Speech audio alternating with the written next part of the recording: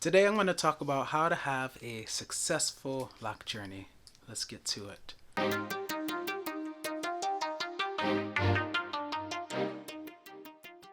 Welcome back to the Atreyu Locs channel.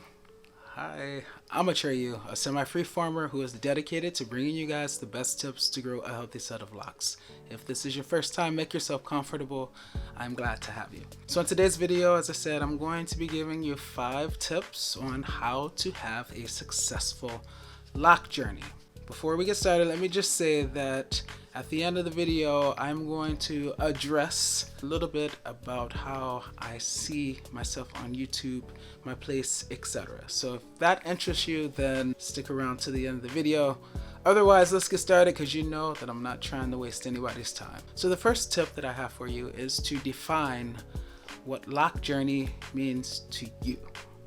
Now you guys know that I consider myself to be on a lock quest. I'm not going to get into the nuts and bolts of what distinguishes that in my mind from a lock journey, but I'm going to be saying lock journey throughout the video just so you guys can relate and understand what I'm talking about. So yeah, define what a lock journey is.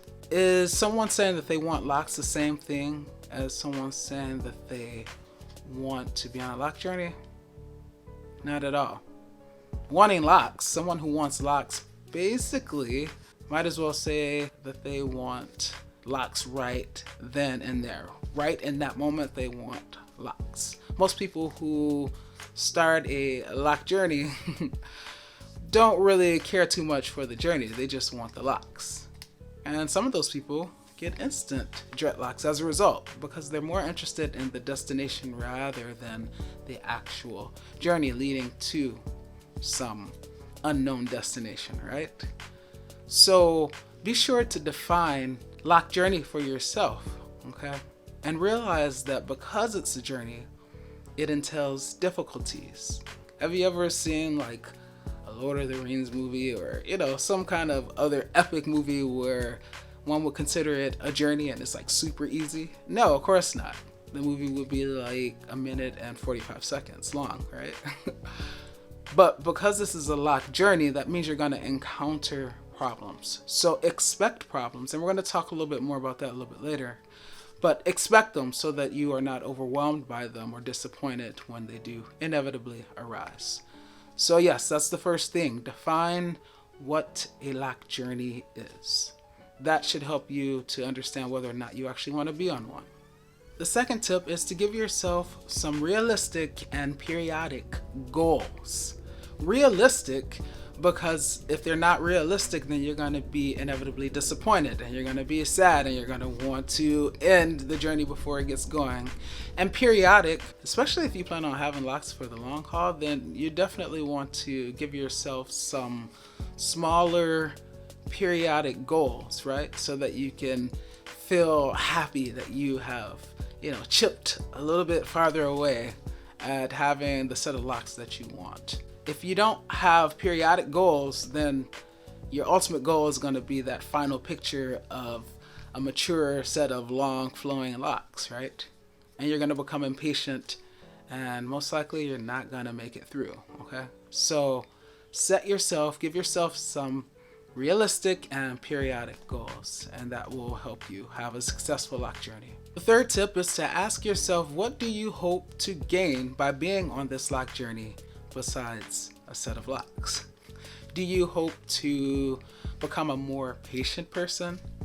Do you hope to become more confident because you know that by having locks, people are going to have things to say, whether it's your family, friends, or even strangers? Somebody's always going to have something to say. Are you looking to become someone who can wear your locks proudly and not care about who is saying what? Hey, if you are enjoying this video, don't forget to smash the subscribe button and hit the notification bell so you are notified every single time I upload. How about that? Are you looking for a challenge? Are you looking to become more of a problem solver? Because you know that being on a lock journey, you're going to inevitably have problems, and so you're going to have to find solutions. Are you trying to challenge yourself? Are you simply just trying to learn your hair better in its more natural state? These are questions that you should ask yourself, okay? What else are you trying to gain by being on the lock journey besides the actual locks. I mean, of course they're great, right? Of course they're great.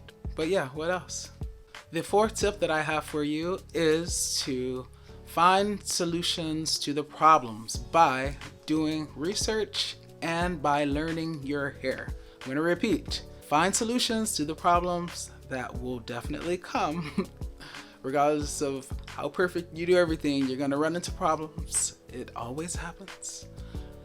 By doing research, so this can be research beforehand or research while you're having the problem.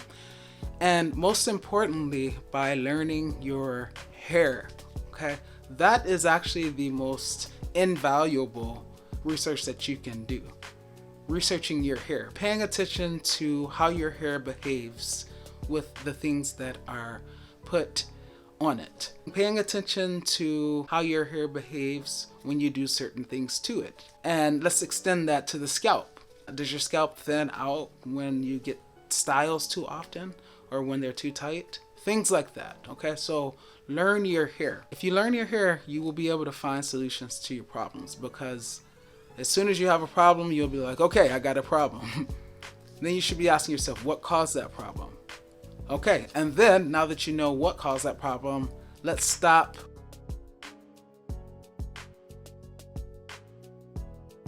doing that and let's not do that anymore since it caused that problem. And then wait, be patient, and see if you can undo the problem, okay? Some problems are that simple. You just cease with activity. Other problems, you may need to do something to kind of get your locks back on track. But you have to analyze it. You have to diagnose the problem. You have to know what you're up against so you know how to correct it. And knowing your hair is the best way to do that. And the fifth and final tip is to set a long-term goal for yourself, okay? It can be a short-term goal. If you only plan on having locks like a couple of years, that's fine. But I feel like the majority of us, we plan on having locks for a good while. In my case, I set a goal of 4 years, and now I'm almost double that. I'm almost at 8 years. Next month it'll be 8 years of having had locks. But the reason that this is important is so that you have something to look forward to beyond those little incremental goals, those little incremental steps, you know, that incremental chipping away at the journey that you've been doing, you know, with your smaller goals, okay? The reason that this is important is because there are going to be times where you get frustrated, or maybe you're feeling sad, or feeling like you're never going to get to, you know, where you want to go, and you're going to need to be reminded of why you embarked upon the loc journey in the first place. Oh yeah, because I want long, healthy, flowing through the wind while I'm wearing my shades locks, okay? Like, have a goal. It will help you more than you probably can even realize at this point. And I've definitely hit my goal. I hit my goal like almost 4 years ago, and I'm still going, you know? But at this point, you know, I don't really think about my locks the way I thought about them in those first 2-3 years, like where I was like borderline obsessing over them. Now I know my hair, I give it what it needs, and it grows healthily. And if it gets off track, then I do things, I find solutions to get it back on track, and it just keeps growing. So that's kind of how I see like a loc journey kind of progressing, you know? Like, there's a steep learning curve at first, and then eventually you start to get used to your hair and your locks. You know what they need, you give them what they need when they need it, and then you're all set, right? And then you can just continue living the rest of your life, because I know a lot of people say they are their hair, and I don't agree with that. I think if you have an illness and you go bald, you're still you, and you're not that hair, right? Because you're still present even though the hair is gone. It's on the floor somewhere. So it's a part of you, it's an aspect of you. Maybe it's a way for you to express yourself, but it's not you, in my humble opinion. So these are the 5 tips on how to have a successful loc journey. Hopefully they help you. Now, as promised, I want to talk a little bit about my place on YouTube. You know, I got a very good comment. It was like it was constructive criticism about, like, you know, how basically my videos haven't really changed too much over the many years that I've been on YouTube. And while my thumbnails have gotten much better, you know, my videos are all the same, or pretty much all the same. You know, I could throw in some sound effects and things like that. And of course I've tried those things at different points, but I always come back to, it just doesn't feel right. Like, it feels like the rat race, right? And I've never wanted to be on YouTube with the ball and chain, to like feeling the need to do certain things to have people watch my videos. Like, I feel like my videos are valuable. I always try to infuse them with information, with knowledge. I try to remember how I felt in my earlier years, and I try to speak on those topics. And so I guess recently, within the past week, I gained a little bit more clarity about how I see myself on YouTube, and, you know, why I kind of go through these ups and downs when it comes to like just my presence on YouTube. The reason is, I guess what I've come to realize is that I'm not on YouTube to entertain anyone. I'm not a comedian. I'm not an entertainer. Yes, I sing a little bit, but I'm not singing on this channel, so I'm not here to entertain anybody. Like, my videos are to give you information and to try to do it as succinctly and concisely as I can without wasting too much of your time. So I guess that means that if I don't grow as a result, because I'm not, you know, including these sound effects to like keep your attention, to captivate you, then so be it. You know, there are people out there who appreciate my videos for what they are, for not being too long. This video will obviously be a bit of an exception because I'm talking a lot about stuff. But yeah, I mean, my recent videos, they've been like under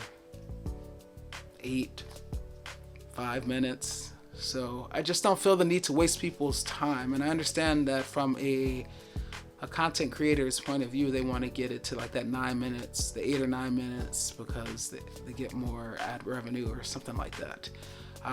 But for me, it's like, well, if I can make the video shorter by just telling you exactly what you need to know instead of taking you all around, then why not, you know? Save my time with recording and editing and uploading the video, and I save your time when you watch it. So yes, that's basically what I wanted to say.